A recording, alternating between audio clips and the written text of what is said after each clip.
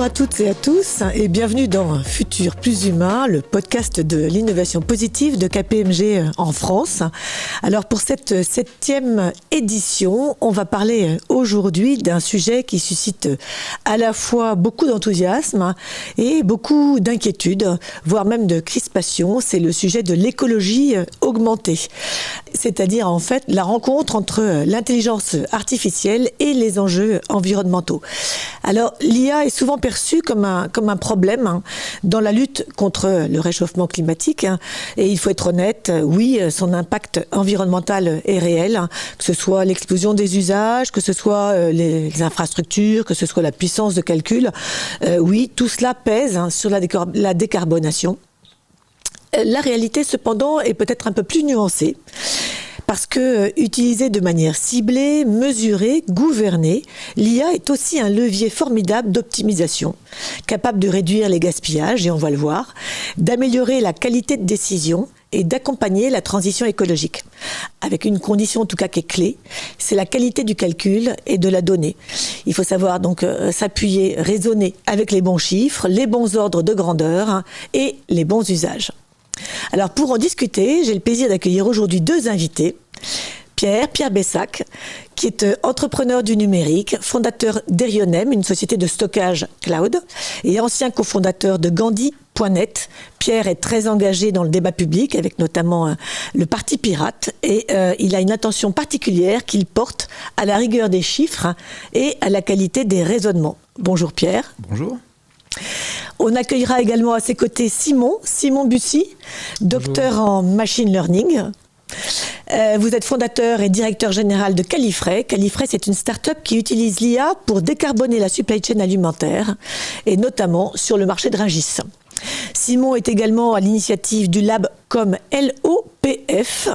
C'est un lab qui travaille à l'optimisation à grande échelle des flux de produits frais. Et puis pour conclure, on sera rejoint par Axel de Goursac. Axel est associé chez KPMG et en charge du développement de solutions d'intelligence artificielle pour accompagner les entreprises dans leur transformation digitale et IA. Comme à chaque fois, cet épisode est enregistré en présence de la communauté innovation de KPMG France, que je remercie pour leur présence. Alors, sans plus attendre, on va rentrer dans le vif du sujet avec, pour commencer, une question pour Simon, avec Califray. Vous intervenez sur un terrain qui est extrêmement concret, la supply chain alimentaire, et notamment à Rungis. Concrètement, qu'est-ce que ça veut dire? Comment ça fonctionne? Et puis, plus en lien avec le thème d'aujourd'hui, en quoi et où est-ce que l'IA intervient dans vos opérations? En quoi est-ce qu'elle permet de concilier à la fois efficacité économique et puis impact environnemental? Oui, bonjour à toutes et à tous. Merci beaucoup pour l'invitation. Bonjour Pierre, bonjour Alban. Donc voilà, la vision de Califray, vous l'avez rappelé, c'est celle de décarboner la supply chain alimentaire. Donc c'est un vaste projet. Concrètement, l'IA chez Califray, c'est pas du tout un gadget ou un buzzword. C'est au cœur du modèle depuis un peu plus de 10 ans maintenant. Moi, j'ai monté cette société quand j'ai découvert le marché de Rungis il y a de ça 10 ans. Et je vais vous expliquer un petit peu le cheminement, mais grosso modo, l'IA chez Califray, c'est 3 grosses briques algorithmiques. Il y a une partie prédiction, évidemment, parce qu'on parle de flux qui sont d'une part colossaux, mais très stochastiques, ça veut dire qu'ils sont très aléatoires et difficiles finalement à anticiper. Je parle des flux en termes de prix, en termes de demande sur des dizaines de milliers de produits simultanément. Donc il y a une grosse brique de prédiction pour essayer de maîtriser l'incertitude. Ensuite, il y a des briques d'optimisation pour avoir des stratégies de gestion d'inventaire sur ces denrées qui sont périssables afin d'optimiser différents objectifs simultanément. Évidemment, répondre à la demande pour limiter la rupture au maximum des clients. Mais aussi limiter le gaspillage alimentaire. Donc c'est toujours le bon compromis entre le surstockage qui peut amener à du gaspillage alimentaire et le sous-stockage qui peut amener à des ruptures. Donc une grosse brique d'optimisation et de modélisation des contraintes. Et enfin, une brique opérationnelle d'optimisation des flux physiques pour ce qui est de la logistique et du transport. Parce qu'il s'agit d'aller livrer des clients à l'heure sur des créneaux qui sont évidemment contraints et sur des denrées qui restent très peu de temps dans les inventaires, dans les stocks, parce qu'on parle parfois de produits qui peuvent périmer en quelques jours, voire quelques heures parfois. Donc, pour résumer, on a un système dynamique qui est très massif, avec des données qui sont gigantesques.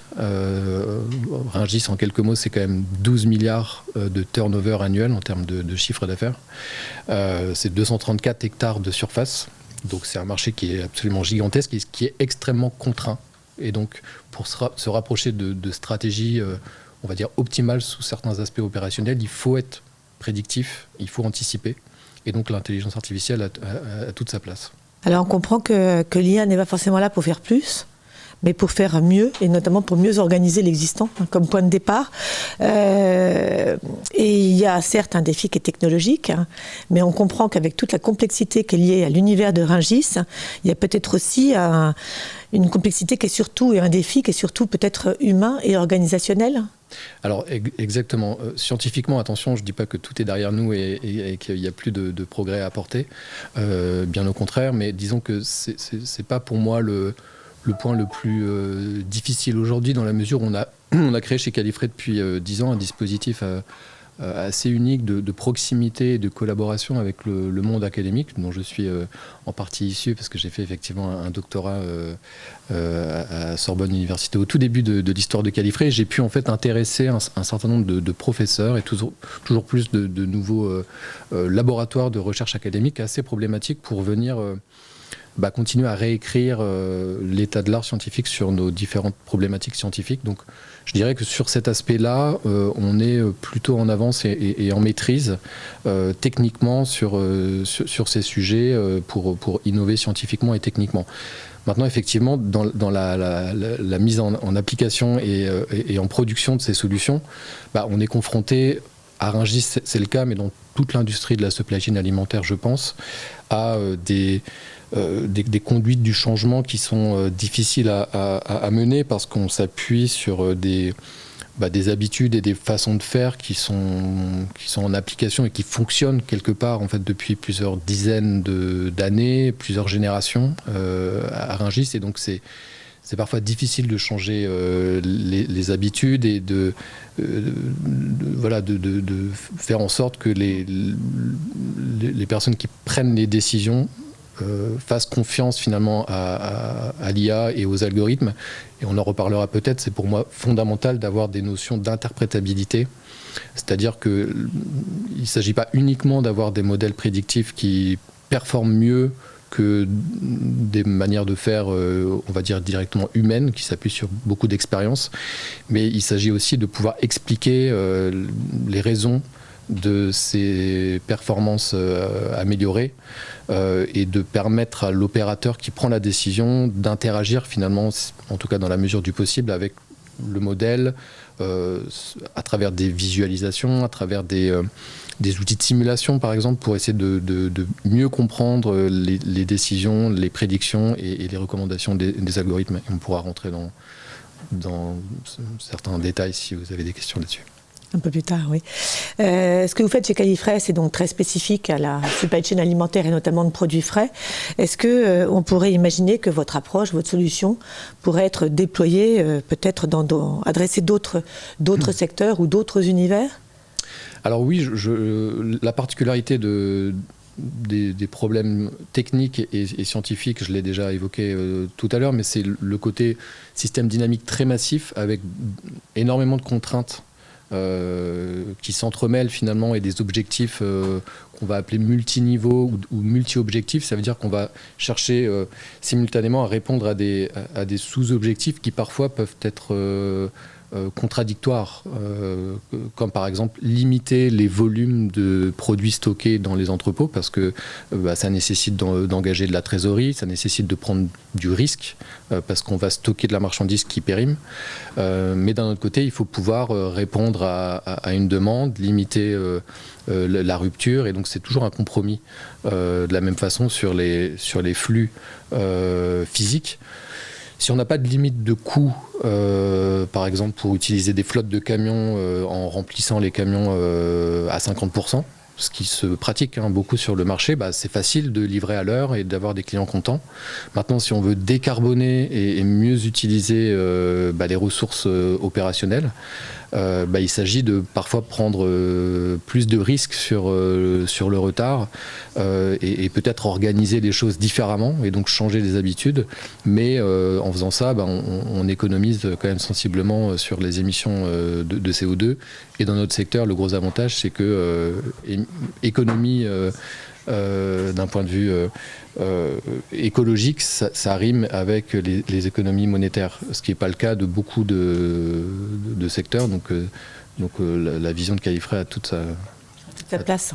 Peut être déclinée bien plus largement. C'est ça. Et donc, pour revenir à votre question, des secteurs qui ont des caractéristiques similaires, en fait, il y en a beaucoup. Sur la supply chain, par exemple, sur des produits autres que l'alimentaire, il y a des produits qui sont périssables, par exemple dans la cosmétique ou dans l'industrie de la pharma. Et où il y a évidemment des gains considérables à aller chercher en termes de performance opérationnelle. Mais en réalité, dans la mobilité, dans l'industrie, il y a également des similarités importantes avec ces gros systèmes qui vont communiquer entre eux avec énormément de contraintes. Et ces objectifs multiniveaux que j'ai évoqués juste avant. Donc le champ des possibles sur les algorithmes qu'on crée chez Califray et le champ des applications est relativement vaste. Ouais, c'est une excellente nouvelle et on manque souvent encore d'exemples concrets quand on parle de ces sujets-là. Et Pierre, d'ailleurs, c'est ce que vous dites souvent. On se dit que ça manque dans le débat public d'avoir d'autres exemples comme le vôtre. Pierre, vous insistez souvent sur le fait, ou régulièrement en tout cas, sur le fait qu'on parle beaucoup de l'empreinte environnementale de l'IA, mais sur la base de chiffres ou de data qui sont parfois erronés, voire même faux, ou mal interprété. Et qu'est-ce qui finalement est le plus problématique selon vous? Est-ce que c'est ce manque de données fiables ou c'est la manière dont elles sont utilisées finalement pour décider? Et puis peut-être nous donner aussi une illustration de ce que vous entendez par ces chiffres clés et par ces ordres de grandeur, justement. Alors, d'abord, merci pour votre invitation. Effectivement, je me suis intéressé à ces sujets depuis une petite dizaine d'années parce que je suis ingénieur de formation. J'ai une formation aussi en électricité, en informatique.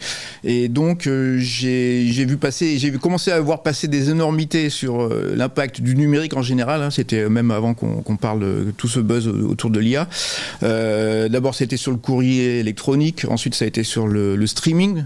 Ensuite, ça a été sur la 5G, maintenant c'est sur l'IA, et connaissant un peu les fondamentaux, disons, de consommation électrique de ces sujets, j'ai vu qu'il y avait beaucoup d'énormités qui étaient proférées. Au début, j'ai cru, en fait, comme tout le monde, je me suis dit, c'est bizarre quand même, les chiffres. Initialement, il y avait une affirmation par un think tank que la vidéo en ligne consommait autant qu'un demi-four électrique, donc 1000 watts. Pour un visionnage, donc 1000 watts c'est beaucoup, c'est effectivement un petit radiateur, pour un visionnage de vidéos haute définition sur un téléphone. Ça a été vite débunké, le chiffre était complètement faux, en fait il y avait une erreur de plusieurs ordres de grandeur, donc c'était plutôt 50 fois moins au minimum. Mais le chiffre circule encore en fait. Quelques années après, le chiffre apparaît encore une fois ou deux par an dans les médias parce que le rapport correspondant n'a jamais été corrigé. Il n'y a pas vraiment de service après-vente en fait des erreurs par les auteurs des rapports. Ils font le rapport suivant sur la technologie suivante avec le même type d'erreur méthodologique. Donc, alors que les données sont disponibles en fait. Les données sont disponibles, elles sont de qualité variable parce qu'on a affaire à des technologies assez très souples et d'applications très variées. Donc les différents acteurs ne vont pas forcément donner leurs propres chiffres. Il y a un côté, il y a un aspect de secret industriel, disons. Ça dépend des architectures derrière, des architectures informatiques, des moyens informatiques déployés. Ça dépend aussi des progrès algorithmiques qui sont permanents, des progrès en électronique. Donc en fait, des chiffres sont rapidement caduques. En un an, enfin en 2-3 ans, un chiffre peut vite être caduque. Ça, c'est la première chose. Et particulièrement en IA, ce qu'on appelle l'IA aujourd'hui, c'est surtout l'apprentissage profond, qui est donc avec les modèles de langage, qui sont la chose la plus mise en exergue au niveau grand public, donc la chose qui est vraiment nouvelle dans notre appréciation quotidienne et qui est effectivement consommatrice d'énergie, on peut pas le nier. Mais l'IA, c'est beaucoup d'autres technologies beaucoup plus frugales qui sont pas forcément de l'apprentissage profond d'ailleurs. On en a déjà dans nos téléphones, dans nos appareils photo, des téléphones. Enfin, il y en a déjà un petit peu partout de manière ultra discrète. Les modèles de langage ne sont que la partie émergée de l'iceberg en fait. Et donc c'est très difficile de donner un jugement généralisé sur l'IA, alors que c'est tout un ensemble de technologies très, très diverses. Et un autre chiffre qui circule en ce moment, là, maintenant qu'on ne parle plus du streaming, en fait. Le streaming, c'était ce qui devait tuer la planète il y a 5 ans. La 5G aussi, on n'en parle pratiquement plus. La 5G devait doubler la consommation, était annoncée comme devant doubler la consommation des opérateurs mobiles français en 5 ans, donc de 2000 à 2025. Aujourd'hui, on a les chiffres a posteriori, c'est pas du tout ce qu'on observe. On a une légère augmentation de la consommation électrique due à la 5G, enfin des réseaux mobiles, pardon, mais c'est pas dû à la 5G, c'est dû à l'augmentation de la couverture géographique, donc la réduction de la fracture numérique. Mais là, la page est tournée, maintenant le sujet c'est l'IA, et il y a un chiffre qui circule à répétition et que vous avez sûrement tous entendu, c'est les 50 centilitres d'eau consommés par conversation avec une IA. C'est un chiffre qui a été évalué par une étude de l'université de Riverside aux États-Unis, qui est sortie il y a à peu près 2 ans, je crois, c'est l'été 2023 à peu près, donc un peu moins d'un an après l'ouverture de ChatGPT. Qui était fondé sur des chiffres initiaux de ChatGPT, qui a été corrigé ensuite. Et en fait, ce chiffre il n'est pas faux, mais il est fallacieux à pas mal de titres. Déjà, il est devenu caduque parce que c'était fondé sur les chiffres de ChatGPT avant ouverture, c'est-à-dire une technologie qui était encore naissante, pas du tout optimisée. Donc c'était à l'époque ChatGPT, c'était une preuve de concept, à tel point que les OpenAI, lorsqu'ils l'ont ouvert, ont dit on va mettre un petit outil de chat en ligne et puis on aura 100 000 utilisateurs. Ils y croyaient même pas eux-mêmes en fait. Ils disaient bon c'est rigolo, c'est sympa, mais ça va pas percer. Donc ils ont été complètement dépassés par leur succès, et pour répondre à la demande en fait, ils ont été dans l'obligation d'optimiser leur système, parce qu'il y avait des marges des low hanging fruit comme on dit en américain, donc des facilités d'optimisation absolument considérables à apporter, mais ça c'est pas pris en compte dans les 50 centilitres. Mais la chose la plus trompeuse dans ces 50 centilitres, c'est qu'en fait 95% du chiffre de cette consommation d'eau relève de la production d'électricité. Donc l'eau consommée par les centrales électriques, nucléaires ou thermiques, pour fabriquer la puissance électrique nécessaire.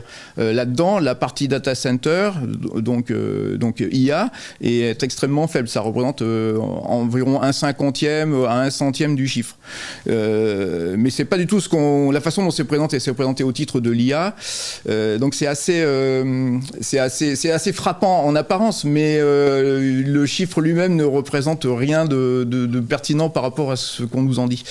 Donc ça, c'est un peu la loi du genre en la matière. Ça, c'est déjà pour évaluer ce qui existe.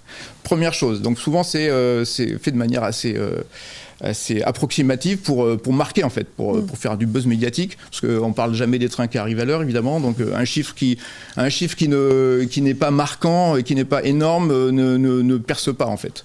Enfin, on est tous un peu coupables de ça. On a tendance à se dire, ouais, je vais être un lanceur d'alerte. Il y a un truc scandaleux qui passe. Moi aussi, je vais donner mon petit like ou mon petit retweet pour participer à la dénonciation. Après, il y a la prospective. Alors la prospective, c'est encore pire, parce que on a des optimisations en matière de numérique, des optimisations considérables à tous les niveaux en fait, en matière algorithmique, en matière de production industrielle au sens mise en œuvre, enfin passage à l'échelle de très gros modèles ou de très gros services, donc pas juste en IA. On a des optimisations phénoménales qui sont apportées au fil du temps. Parce qu'évidemment, l'empreinte énergétique, on ne peut pas la planquer. Il y a quelqu'un qui va payer la facture à la fin, donc c'est difficile. Il n'y a pas vraiment d'externalité planquée là-dedans. Il y a bien quelqu'un qui va payer la facture d'électricité. Donc si on veut offrir un service grand public, sous forme de freemium notamment, on ne peut pas avoir des coûts colossaux et en faire cadeau aux utilisateurs comme ça. Donc ça limite déjà la possibilité de surconsommer énergétiquement. Et la prospective a du mal à en tenir compte. Parce que c'est évidemment ce genre d'innovation, c'est très difficile à anticiper. Les chercheurs eux-mêmes qui sont là-dedans, on est quand même notamment en matière d'IA et de modèles de langage et d'IA générative, on est quand même dans des technologies qui sont encore extrêmement novatrices. Et on est quasiment dans la recherche fondamentale en informatique, en fait. On a d'énormes progrès à apporter.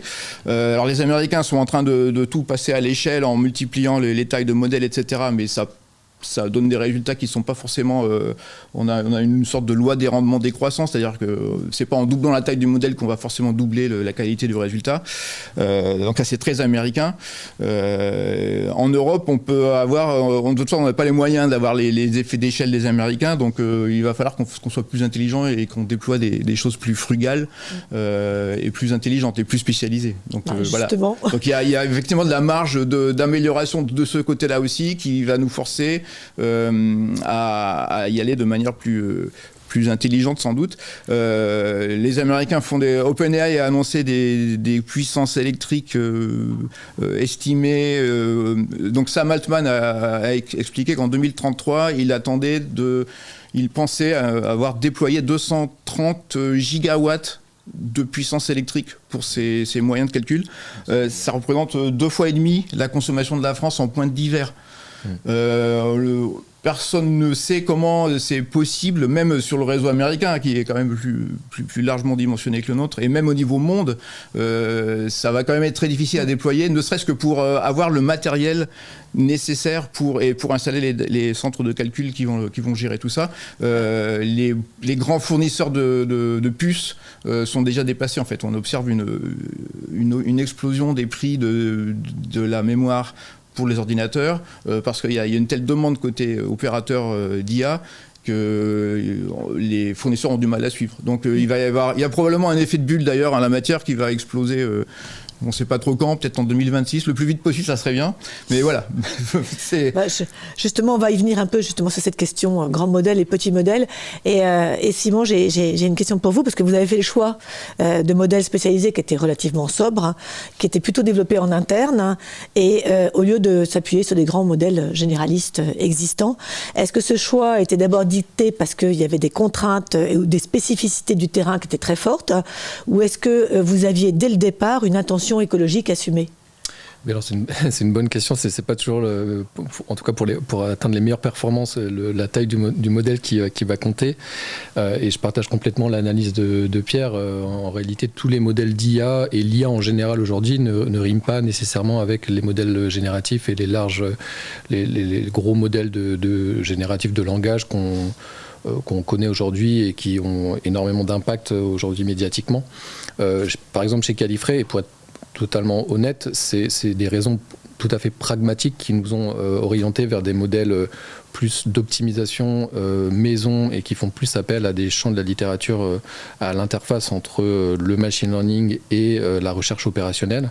Évidemment, on a testé, et encore plus ces dernières années, des modèles génératifs et du deep learning sur nos problématiques, mais il se trouve que c'est pas ce qui performe le mieux sur les problèmes qui sont les nôtres, parce qu'on a des problèmes imbriqués qui nécessitent de modéliser de façon très précise les opérations et de connaître en fait les différents métiers que sont celui d'un acheteur, celui d'un logisticien du fret, celui de la gestion d'un entrepôt avec toutes les contraintes physiques que ça peut représenter, et puis tout un enchaînement de prise de décision séquentielles qui ont des liens les unes avec les autres. Et donc, en fait, il se trouve qu'aujourd'hui, les grands modèles de langage et les modèles génératifs qui sont très bons pour certaines tâches et qui s'améliorent de manière assez impressionnante, à une vitesse assez folle pour de plus en plus de tâches.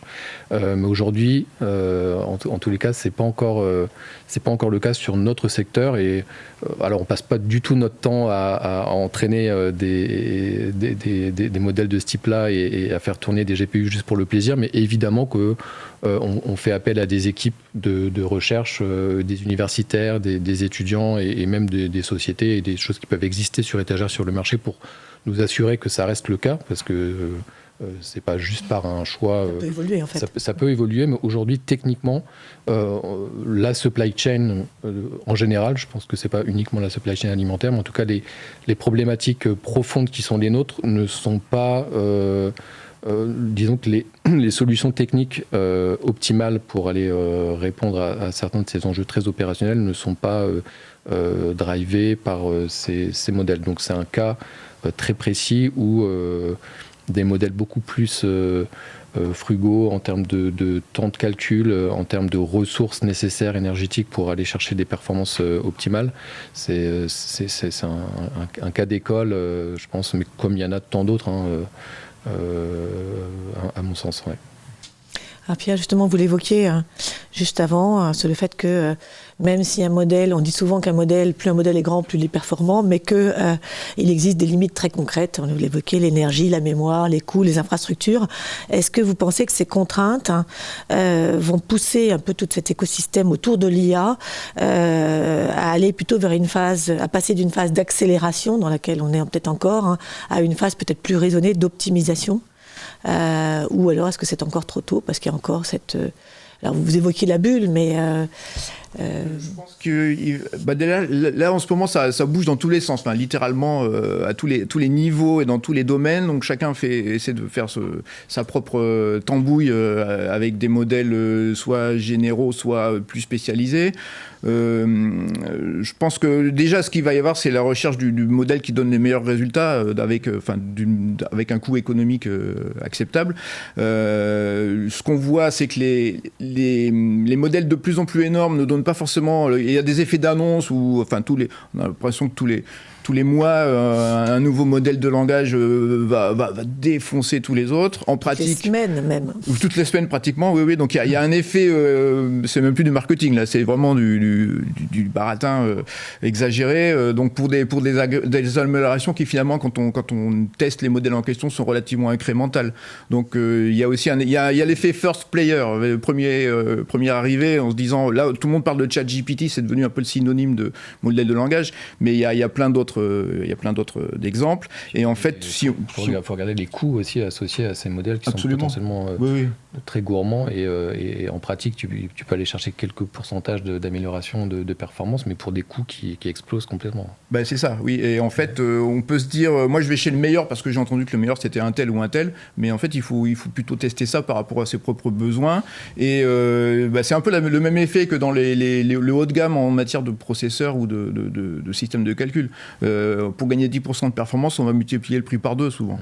Donc ça vaut pas forcément le coup en matière d'IA générative ou autre d'ailleurs d'être toujours au taquet au niveau coût, et il faut essayer de trouver il faut pas se laisser leurrer par les annonces marketing tonitruantes qui adviennent, et ce qui risque de se produire, et ce qui commence déjà un petit peu à se produire, mais on a du mal à l'observer pour l'instant, c'est des modèles plus spécialisés et plus frugaux qui donneront des meilleurs résultats en fait que des modèles généralistes, parce que les Américains sont partis à la course au modèle qui va être l'équivalent d'un humain en fait, ou voire plus intelligent, la super intelligence généraliste. On n'y est pas du tout. Enfin, on pensait que ça prendrait 6 mois. En pratique, on le voit pas du tout à l'horizon. Il faut écouter quelqu'un comme Yann Lequin, qui est l'ancien responsable IA chez Meta, qui vient de fonder sa boîte parce que les orientations de Meta lui semblaient pas très les meilleures en fait. Voilà. Et ce qu'il explique, c'est que en fait ça sert à rien de faire des modèles énormissimes, ça va être une impasse, et on commence en fait déjà plus ou moins à l'observer. Donc lui va essayer de trouver des améliorations à d'autres algorithmiques ou architecturales des systèmes pour avoir pour retrouver une vraie amélioration des résultats. Et là, on parle donc de la question des coûts de ces grands modèles versus petits modèles, mais au-delà de ça, il y a aussi la question de la souveraineté. C'est un sujet que vous abordez, je crois, assez régulièrement, et vous défendez l'idée d'une IA qui soit justement plus maîtrisée, indépendante, quitte à ce qu'elle soit peut-être un peu moins performante. Tout à fait. Est-ce que c'est avant tout une question de valeur pour vous, ou est-ce que concrètement, il y a aussi une question de risque maîtrisé et de résilience ? Alors, il y a un risque aujourd'hui, particulièrement en ce moment, on le voit avec ce qui se passe aux États-Unis.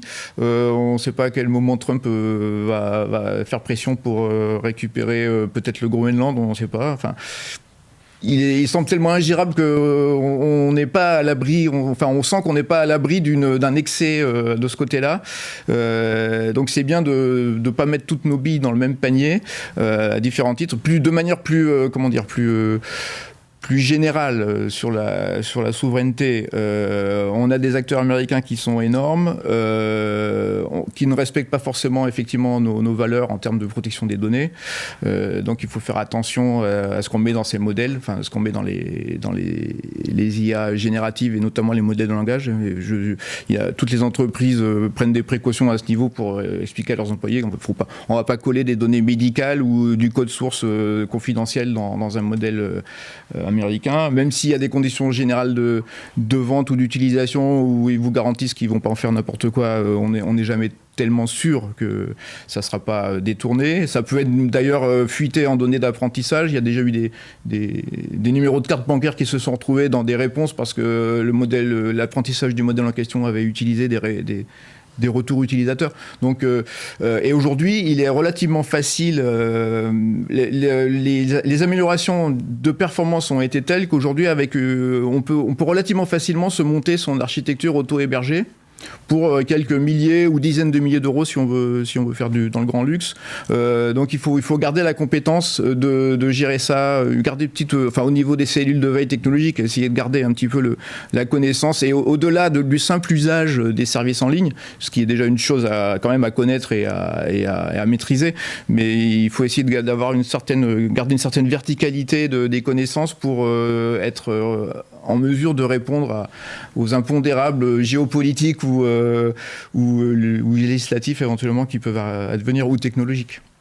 Et Simon, côté Califray, évidemment, la question de la souveraineté, c'est quelque chose que vous portez au quotidien dans vos activités. Comment est-ce que vous voyez les choses, au-delà du fait que, de fait, votre activité est une activité au départ qui est plutôt nationale? Oui, pour moi, la souveraineté, c'est quand même un sujet qui est clé. Rungis, c'est quand même, en termes de souveraineté, un lieu assez stratégique pour la France. Et aujourd'hui, on s'adresse à des gros acteurs de la supply chain et de la distribution alimentaire français qui ont ces enjeux de souveraineté technologique évidemment très à cœur. C'est fondamental. Et tous ces modèles frugaux aujourd'hui vont devenir, je pense, pour ces enjeux de souveraineté notamment incontournables. Et de plus en plus, il y a énormément de communautés de scientifiques qui travaillent sur ces enjeux. Et pour moi c'est fondamental, et je reviens à cette notion de compréhension, parce qu'il ne s'agit pas d'avoir des modèles toujours plus performants, toujours plus coûteux et toujours plus massifs avec des millions voire plus maintenant de paramètres simultanément et des machines tellement complexes qu'on n'est pas capable d'expliquer exactement les raisons et la causalité des prévisions et comment derrière on peut s'en emparer pour vraiment changer ce qui génère en fait les données. C'est-à-dire que pour influer sur les données, c'est bien de modéliser et de comprendre très précisément les signaux et ces enjeux de causalité pour ensuite être en mesure d'avoir un impact maîtrisé et lucide en réalité sur les pratiques.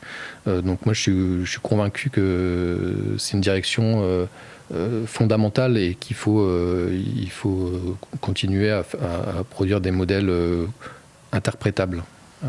On parle de souveraineté au niveau national, mais en termes de moyens, pour être crédible, il y a probablement quelque chose à porter au niveau peut-être européen. Comment est-ce que vous voyez les choses? C'est une question pour tous les deux.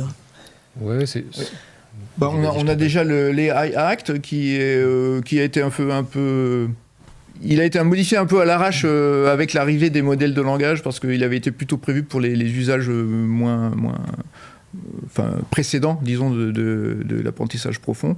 Il est pas mal critiqué, mais il est quand même relativement ouvert à ce stade.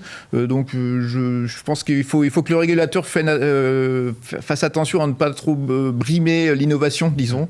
C'est une remarque classique. Il y a quand même des choses dans les AI Act et aussi dans la directive copyright de 2019 qui permettaient notamment à la recherche d'utiliser les données collectées sur Internet pour établir des modèles d'IA, en fait. Donc il y a des choses comme ça qui sont plutôt favorables et qui justement évitent de se retrouver devant des guéguerres de copyright insensés pour arriver à faire de nouveaux modèles. Et c'est ce qui permet de notamment, c'est pas le seul élément, mais il y a une chose à mettre en avant et à populariser et qui marche pour l'instant bien, c'est d'avoir des modèles. Alors on a ils ne sont pas strictement open source parce que les corpus de données ne sont pas forcément libres, mais au moins ce qu'on appelle les open weight, donc poids ouvert, donc les modèles comme DeepSeek, Llama, etc., qui sont diffusés pour usage général, qui permet à chacun d'auto-héberger. Donc il faut absolument que l'Europe se saisisse de ça pour le promouvoir et encourager ce type d'utilisation, parce que ça nous permet en fait de garder toujours la verticalisation, la connaissance industrielle jusqu'à la mise en œuvre au niveau hardware du modèle, et pas se retrouver simplement utilisateur d'un service en ligne qui risque d'être majoritairement états-unien, avec des factures qui vont être à l'avenant, comme on peut l'observer dans différents domaines. Donc voilà, c'est important de conserver une maîtrise technologique de toute la pile. Ouais, toute la chaîne. Voilà, toute la chaîne à long terme, mais il faut que l'Europe encourage ce type de démarche. Et pour compléter, il y a des démarches évidemment qui sont à mettre en avant et très positives. Par exemple, chez Califray, on est lauréat de différentes subventions et différents appels à projets portés notamment par le programme France 2030. On a été chercher plusieurs millions de subventions main dans la main avec Sorbonne Université, avec le CNRS, qui sont nos tutelles académiques historiques. Et donc, on a accès à du financement, fort heureusement, et c'est jamais suffisant, mais il y a quand même évidemment des gros programmes d'investissement pour porter d'innovation sur ces sujets. L'Île-de-France aussi nous subventionne pour accompagner notre programme de décarbonation, mais quand je dis nous subventionne, que ce soit pour l'ADEME aussi, qui à travers France 2030 qui nous a subventionné énormément. C'est pas uniquement Califray, c'est dans le dispositif de collaboration avec le monde académique, c'est-à-dire que on va chercher ces financements qui nous permettent de financer de la recherche publique, c'est-à-dire on co-encadre des jeunes docteurs, des jeunes doctorants, des post-docs pour aller faire de la publication scientifique.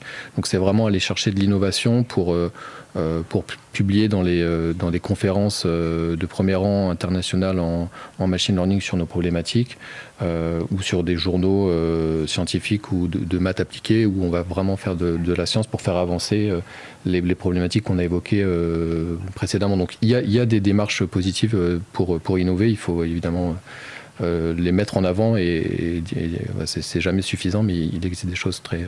Alors justement, on a pas mal parlé des externalités négatives de l'IA, mais dans l'écologie augmentée, il y a quand même la notion de pouvoir être en capacité, à travers ces nouvelles technologies, d'adresser des enjeux qui ne seraient pas forcément adressables autrement ou de manière accélérée, alors qu'elles ne le seraient pas. Et dans vos domaines respectifs, est-ce que vous voyez justement des usages de l'IA qui peuvent ou qui apportent déjà des bénéfices environnementaux ou même sociétaux réels sans créer d'effet rebond? Alors l'effet rebond, pour moi, c'est effectivement quelque chose qu'il faut absolument éviter, ou en tout cas quand on prend des décisions, l'anticiper, parce qu'il ne s'agit pas, grâce à l'IA, même si c'est beaucoup mis en avant aujourd'hui, absolument à vouloir faire plus vite ou plus. Dans mon domaine de la supply chain alimentaire, on a réussi à montrer que nos solutions technologiques divisaient par deux le gaspillage alimentaire. et par 7 les émissions de CO2 pour ce qui est des flux au départ de Rungis. L'ADEME est venue valider ces performances, donc là c'est très concret. Et il n'y a pas d'effet rebond dans la mesure où, comme je l'ai dit tout à l'heure, sur notre secteur, il ne s'agit pas d'aller chercher plus de production à moindre coût, ou bien plus de publicité, ou plus d'attention sur des contenus médias. Il s'agit de faire mieux. Et d'avoir des décisions qui évidemment permettent de réduire les coûts, mais les coûts économiques et environnementaux directement sur notre secteur. Donc c'est ça qui motive toute l'équipe. Effectivement, ce sont des chiffres extrêmement clairs et parlants. Ouais. Pierre ? Alors moi je vais être un peu radical. Je pense que l'effet rebond ne doit pas être exagéré. Au sens où l'effet rebond, c'est effectivement le fait qu'une amélioration d'efficacité, de productivité, mène à une consommation supérieure du service. Mais ça ne va pas forcément, dans tous les cas, produire une empreinte environnementale supérieure. C'est-à-dire, si je multiplie l'efficacité de mon service par 1000, à moins que je vende 1000 fois le plus du service, qui... tant mieux si ça m'arrive, mais ça a un peu de chance de m'arriver. Je vais avoir probablement une plus grande utilisation du service, mais je ne vais pas engloutir l'intégralité des gains. C'est ce qu'on espère. Donc, ce qu'on appelle là où l'effet rebond devient problématique, c'est quand on se produit ce qu'on appelle le paradoxe de Jevons, qui veut dire que là, effectivement, on a englouti tous les gains et on va avoir une empreinte supérieure au final. Mais même là, est-ce que c'est vraiment un problème quand on a du transfert en fait d'un secteur à l'autre? Si je remplace mon trajet en voiture par une visio, effectivement, je vais consommer un peu plus en numérique, mais j'aurais économisé énormément de carbone, si ma voiture est thermique, en transport, et j'aurais désengorgé les transports publics, le cas échéant, etc. Donc, il faut essayer de... C'est un peu le problème que j'ai avec la décroissance de tout et à tout prix, secteur par secteur, c'est que ça empêche de prendre en compte les externalités positives et les transferts d'activité. Si on transfère 1000 camions sur des trains, la SNCF va consommer un peu plus d'électricité, mais on ne va pas lui demander de réduire ça, puisque c'est plutôt du tout bénéf pour tout le monde. Ça, c'est la première chose. Et sinon, dans mon secteur, ce que j'observe, c'est en matière de développement logiciel, on va pouvoir avoir des automatismes pour améliorer la qualité logicielle. Alors, il y a le vibe coding qui est très à la mode en ce moment, c'est une énième technologie qui est censée permettre à tout un chacun de développer son propre système informatique. On a déjà eu des précédents depuis 40 ans. On nous a promis à chaque fois la mort des développeurs et des programmeurs, leur inutilité. C'est pas forcément ce qu'on observe, parce que c'est bien de pouvoir... c'est la différence entre une preuve de concept et une qualité industrielle reconnue et vendable sans trou béant. Il y a une candidate aux élections municipales qui a ouvert un site pour permettre, qui a fait un vibe coding de son site pour permettre à des militants de donner leurs avis sur sa campagne. Et en fait, ça a été codé en vibe coding, et c'était complètement percé. Donc, il y a des données de carte d'identité, etc., qui ont été récupérées. Donc, il faut se méfier. Mais ça, c'est le côté attention, n'y allons pas non plus n'importe comment. Mais inversement, je vois dans mon travail, quand je fais du développement de code, ça peut être une grande aide, et notamment pour des indépendants. Ça peut servir d'assistant. Donc il faut quelqu'un de compétent à côté, c'est comme quand vous avez un stagiaire, en fait, il faut un petit peu l'encadrer. Là, ça va être pareil. Et ça peut également, en formation, c'est extrêmement utile pour les étudiants en informatique, notamment, qui n'ont pas compris quelque chose dans le cours parce que le prof n'a pas expliqué d'une façon qui les a marqués. Ils peuvent aller demander à un modèle de langage, écoute, j'ai pas compris tel sujet, parce que les modèles de langage étant ciblés commercialement initialement sur les informaticiens, ils sont particulièrement bons en informatique, en fait. Ils sont pas au niveau expert aujourd'hui, donc si vous avez une question pointue, ça va pas le faire. Mais pour du niveau étudiant, première, deuxième, troisième année, sur des sujets de code, ou même pour un professionnel comme moi, sur des sujets qui sont pas forcément mes domaines de prédilection, ça apporte une aide incroyable. C'est-à-dire des choses que je n'aurais pas pu faire ou qui m'auraient pris une journée, je peux les faire en 10 minutes. Voilà. Donc il y a vraiment des grandes choses à faire de ce côté-là. Voilà, et pour conclure, enfin pour terminer, avant de passer justement à la conclusion avec Axel, j'avais une dernière petite question pour vous. Si vous deviez donner un conseil à nos dirigeants là, qui nous écoutent et qui investissent dans l'IA et dans l'appropriation de l'IA, dans la transformation de leur entreprise avec ces nouvelles technologies, quel serait ce conseil, si vous en aviez un à donner à ces dirigeants ? Alors moi, j'en donnerais un rapide, c'est de ne pas mettre tous ses œufs dans le même panier. On est encore au niveau de la veille technologique, donc il faut garder ses options, ne pas se retrouver verrouillé par un acteur, parce que c'est le problème des écosystèmes. On est dans un écosystème, ça répond à nos besoins, puis on se dit du coup c'est le meilleur, mais c'est vrai à un instant T parce qu'on s'est incrusté dans l'écosystème, mais c'est pas forcément vrai sur la durée, et donc garder les options, y compris donc ce que je disais en auto-hébergement. Il y a des modèles libres qui sont disponibles librement, qui permettent de tester ça un petit peu soi-même, de se garder une autonomie. Ça peut être assez technologique, donc ça dépend vraiment aussi de l'activité dans laquelle on se trouve, mais la réglementation générale, ça serait garder ouvertes vos options et n'allez pas vous coincer dans un écosystème particulier, parce que ça bouge beaucoup trop vite en ce moment pour qu'on puisse se fixer sur un acteur particulier. Et essayer de favoriser aussi, si possible, le développement européen en la matière, parce qu'on a de bonnes cartes à jouer. 100% d'accord avec ce que vient de dire Pierre. On est extrêmement sollicité par toujours plus de services qui nous promettent monts et merveilles pour améliorer les performances à peu près dans tous les secteurs. Moi, je ne pense pas que le futur, ce soit celui d'une IA qui vienne piloter tout, qui vienne tout automatiser. Je pense que c'est plutôt la question qu'on doit se poser de savoir comment prendre des décisions de meilleure qualité et de mettre en avant peut-être des arbitrages qui étaient qu'on ne voyait pas forcément de manière très claire. En fait, je pense que l'IA aujourd'hui permet de prendre des décisions beaucoup plus éclairées. Et c'est la question qu'il faut se poser avant d'aller prendre des solutions d'IA sur étagère. Peut-être clé en main. Clé en main, qui, in fine, ont peut-être des biais et des retours de bâton. Et ça peut être du coup de mauvais investissements, je pense.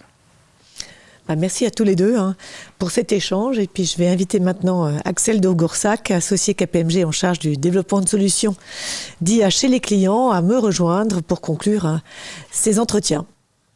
Alors Axel, du point de vue des entreprises que vous accompagnez, où en est-on aujourd'hui sur le lien entre IA et transition écologique? Est-ce que c'est encore simplement un sujet de conviction, ou est-ce qu'on commence à voir de vrais arbitrages stratégiques et de vraies implémentations se mettre en œuvre?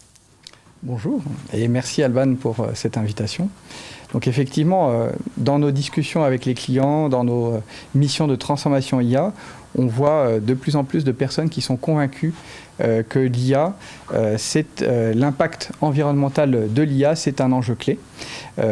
Et en font aussi un critère de décision dans les choix technologiques et dans le choix des usages de leur transformation IA. Par exemple, donc ça on l'a vu depuis déjà 2 ans, eh bien, de plus en plus de groupes mettent en place une charte d'IA ou alors des principes d'IA responsables. Et voilà, le principe de minimisation de la consommation énergétique de l'IA et de réduction de son empreinte, eh bien, ça figure souvent parmi les principes clés. Donc voilà, dans les discussions, eh bien, il y a une vraie conviction.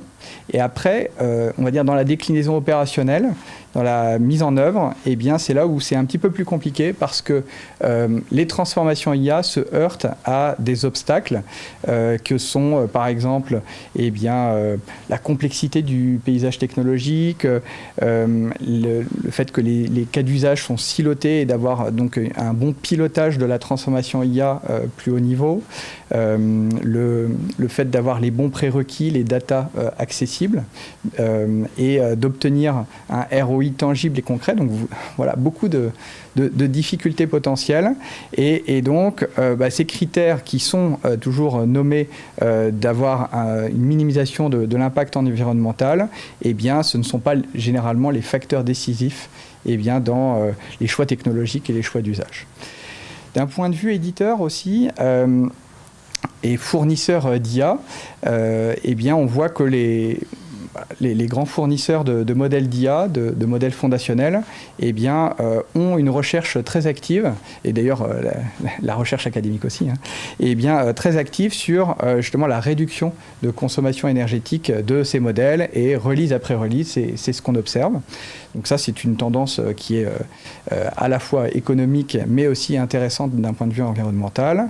Et pour citer voilà, le champion européen et français de l'IA Mistral AI, eh bien, il se positionne comme ayant des modèles aussi performants, mais plus légers, et donc qui permet une réduction de l'empreinte énergétique. Quand on parle d'écologie augmentée, qui est le thème de notre podcast, hein, ça suppose aussi de repenser les usages et pas simplement les arbitrages stratégiques de l'entreprise. Et quels sont, selon vous, enfin on l'a évoqué d'ailleurs avec Pierre et Simon précédemment, quels sont selon vous les premiers cas d'usage crédibles sur lesquels une entreprise peut agir avec un impact mesurable qui soit à la fois donc, économique et environnemental? Oui, tout à fait. Donc, en parallèle de cette prise de conscience eh bien de l'impact environnemental de l'IA en elle-même, eh bien, il y a une autre prise de conscience qui est celle que l'IA, eh bien, via de l'automatisation, via de l'optimisation, peut avoir un impact positif sur les usages et sur les opérations en entreprise. Donc, si on prend, pour citer un chiffre, eh bien, le secteur de l'énergie, qui est quand même assez concerné, eh bien, dans une enquête KPMG, on voit que 97% des dirigeants de ce secteur eh bien, pensent que l'IA, c'est un atout, c'est un levier clé eh bien, dans la transition énergétique. Donc, voilà, l'IA comme levier et comme facteur positif pour l'empreinte carbone des entreprises. Donc, vous parliez d'usages concrets, donc, pour balayer certains secteurs. Donc, dans le retail, eh bien, je dirais que les cas d'usage les plus importants, eh bien, ça va être tout ce qui va être anticipation, prédiction de la demande et optimisation de toute la chaîne logistique, depuis la production des produits, le stockage et toute la partie distribution logistique, où là où il y a beaucoup, c'était l'exemple de Califray, eh bien, nous on le voit aussi dans ce qu'on met en offre comme mission eh bien, pour des acteurs du retail, eh bien, beaucoup d'optimisation à aller chercher. Sur la partie industrie et énergie, là vous avez tout ce qui est optimisation énergétique dans, par exemple, le processus de production. Pour passer à d'autres secteurs, dans l'agriculture, eh bien, vous avez aussi des cas d'usage très intéressants de réduction et d'optimisation de la consommation d'eau eh bien, pour la culture, en fonction de la météo, en fonction de la maturité des plants, de la sécheresse de la terre, etc. etc. Et puis, pour un autre exemple, dans le secteur public, eh bien, on voit aussi de plus en plus le tri intelligent de déchets en utilisant de la computer vision. Donc là, ce n'est pas de l'IA générative. Voilà. Et peut-être aussi quelque chose qu'on voit moins, mais qui est plus transverse, cross-secteur, eh bien, c'est l'IA qui permet d'arriver à mieux piloter eh bien, son empreinte carbone, l'empreinte carbone de l'entreprise. L'IA va permettre de mieux collecter, mieux traiter, mieux mettre en qualité les données qui concernent justement l'empreinte carbone de l'entreprise et pouvoir consolider tout ça, faire du reporting. Et c'est ça qui est, on va dire, la première brique eh bien, pour piloter et ensuite optimiser sa transformation carbone. Et je dirais, à l'heure où les gros investissements sur la CSRD sont plus compliqués, on va dire, eh bien, voilà, l'IA vient faciliter cette démarche eh bien, dans le pilotage de son empreinte carbone. Et là, je trouve que c'est aussi assez positif. Merci. Merci donc à tous les trois, Pierre, Simon et Axel, pour cet échange passionnant, ainsi qu'à la communauté innovation de KPMG France pour sa présence et la qualité de ces échanges autour de l'écologie augmentée. Vous pourrez retrouver cet épisode sur toutes les plateformes de podcast et en vidéo sur la chaîne YouTube de KPMG Innovation. Vous pourrez aussi retrouver et télécharger notre boucle de tendance sur le site de KPMG France. Le lien se trouvera dans les notes de l'émission. À très bientôt pour un nouvel épisode de Futur plus humain.